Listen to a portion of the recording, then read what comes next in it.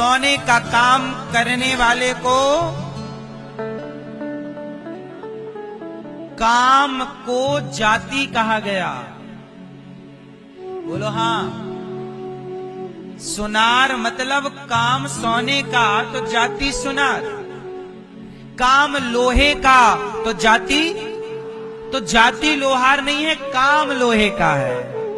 काम से नाम पड़ गया लोहार।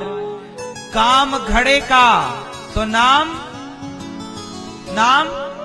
कुम्हार। काम से नाम, बोलो हाँ। काम से मैं घड़ा बनाने लग जाऊं तो आप देख के कहोगे कुम्हार है। मैं लोहे का काम करने लग जाऊं आप कहोगे लोहार है। मैं सोने का काम करने लग जाऊं आप कहोगे कि सुनार है। अब बताओ मैं क्या हूं? बोलो। मैं तलवार चलाने लग जाऊं क्षत्रिय, वेद पढ़ने लग जाऊं ब्राह्मण, व्यापार करने लग जाऊं वैश्य और सेवा करने लग जाऊं शूद्र, तो मैं तो रोज वृद्ध माओं के पांव दबाता हूं। पांव दबाना सेवा है, मैं तो सेवक हूं।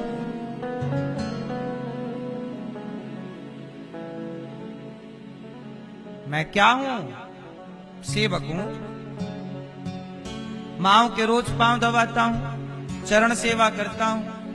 आप भी तो अपने पिता के पांव दबाते होंगे, आप भी तो अपनी माँ के पांव दबाते होंगे, आप भी तो अपनी सास के पांव में तेल लगाती होगी मैया कभी।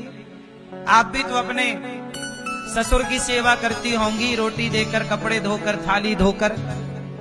कई बार तो सास ससुर बुढ़ा हो जाता है, बिस्तर पे मलमूत्र करता है तो बहू ही उसे नहलाती धुलाती मलमूत्र तक धोती है ससुर की। बोलो हाँ। ससुर है और उसको नहला रही है, उसका मलमूत्र धो रही है, बच्चे की तरह सब कुछ करा रही है, तो सेवा तो कर रही है वो। सेवा इतनी कृपा सांवरे बनाए रखना, मरते दम तक सेवा में लगाए रखना। हम तो चाहते हैं कि हर जन्म में सेवा मिले, तो सेवा करने वाले को शूद्र कहते हैं। तो फिर मैया आप भी सेवा करती हो ससुर की तो आप भी शूद्र हो। आप भी बाप के पांव दबाते हो, सेवा करते हो तो आप भी शूद्र हो। बोलो हाँ। इसका मतलब है चमड़े का काम करने वाले को क्या कहते हैं? चमड़े का काम करने वाले को मोची कहते हैं। काम से जात बन गई, इसलिए जातियां काम के आधार पर बांटी गई थी। ये व्यवस्था है। एक बात बताओ, आपके घर में यदि रोटी बनाने के लिए रसोई है तो संडास भी तो है। टंकी भरोगे तो खाली कहां करोगे? है कि नहीं सबके घर में? तो जब संडास है, वॉशरूम है, तो उसकी साफ सफाई किसी को तो करनी पड़ेगी। अब तुम्हारा मलमूत्र कहीं तो गड्ढे में इकट्ठा होगा, वो गड्ढे की सफाई कोई तो करेगा, और जो करेगा वो व्यवस्थापक है। उसकी व्यवस्था को बाद में नाम दे दिया जात के। अच्छा ये काम कर रहा तो इसकी ये जात है। क्या नाम देते हो आप लोग उसको? है? हाँ, तो काम से ना आपने नाम दिया है। बोलो। अब जैसे एडवोकेट है, एडवोकेट कोई जात थोड़ी है, पर आने वाले 100-200 सालों बाद एडवोकेट भी एक जात बन जाएगी। धीरे धीरे चीजें जब लंबे टाइम तक बनी रहती हैं तो वो पहचान बन जाती है। बोलो हाँ। अब जैसे गांधी जी अब जैसे गांधी जी का नाम ले लेके कितने लोग अपनी राजनीति खेल रहे हैं, जबकि गांधी जी से उनका कोई लेना देना नहीं, पर गांधी जी का नाम यूज कर रहे हैं। जबकि गांधी जी के ना वो परिवार से हैं, ना उनकी जात से हैं, ना उनके रिश्तेदार हैं, लेकिन चूंकि नाम ले लिया, बोलो हाँ, तो आदमी का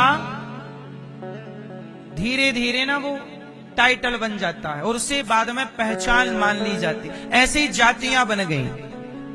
जो 4 वेद पढ़े वो चतुर्वेदी, 2 वेद पढ़े द्विवेदी, है ना। तो ऐसे ये सब व्यवस्थाएं बन गई।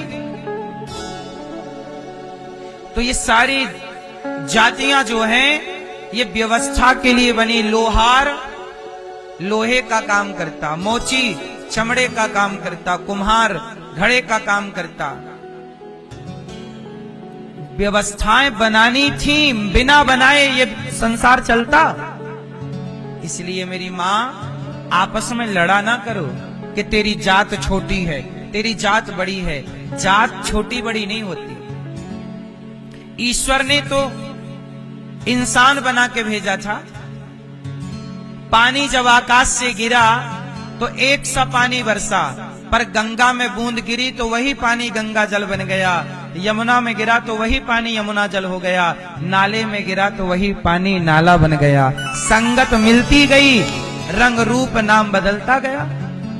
पानी एक था, पर जैसे जैसे संग मिला वो पानी का नाम बदलता चला गया। इसलिए इंसानों से नफरत ना करो मेरी मां, सबको गले लगाओ। चाहे मोची हो, चाहे लोहार हो, चाहे कुम्हार हो, चाहे आदिवासी हो, चाहे अति पिछड़ा हो, कौन भी कोई भी क्यों ना हो, सनातनी है, सब हमारे भाई हैं। इन सनातनियों को गले लगा के आगे बढ़ो। तुम गले ना लगाओगे तो अंग्रेज मतलब ईसाई मिशनरियां, मुसलमान पैसे दे दे के हिंदुओं को कन्वर्ट करा लेते हैं, हाँ या ना। धर्म परिवर्तन, तो तुम्हारे अपने हिंदू भाई ही मुसलमान और ईसाई बन जाते हैं। और ये तेजी से इस देश में चल रहा है, कोई नहीं रोक पा रहा है। बोलो हाँ। तो आप गले ना लगाओगे अपनों को। तुम कहोगे तुम तो अछूत हो, दूर रहो दूर रहो। तुम कौन अछूत है मेरी माँ? ये जो तुम्हारे अंदर घृणा है, तुम ही अछूत हो, क्योंकि ये घृणा अच्छी नहीं है। जिसके अंदर घृणा है, चाहे वो कोई भी हो, वह अशुद्ध है। आपके भीतर की घृणा, नफरत, ईर्ष्या, छल, कपट आपको गंदा करता है। किसी की जात उसे गंदा नहीं बनाती। जात से कोई गंदा नहीं है, जात से कोई अपवित्र नहीं है। यदि जात से अपवित्र होता तो राम जी शबरी के बेर क्यों खाते? शबरी तो दलित है ना। राम गए और शबरी के बेर खाए। जब राम भगवान होके भेद नहीं करते, तो मैं इंसान होके उनका दास होके भेद क्यों करूं? और ये बात मैं केवल कह नहीं रहा हूं। गौरी गोपाल आश्रम में 310 माताएं हैं। यहाँ कुछ माएं ब्राह्मण माता हैं, कुछ क्षत्रिय माँ हैं, कुछ वैश्य माँ हैं, कुछ शूद्र माँ हैं। आज तक मैंने किसी माता से उसकी जात नहीं पूछी और सबके पांव दबाकर सेवा की है, क्योंकि माँ तो माँ है।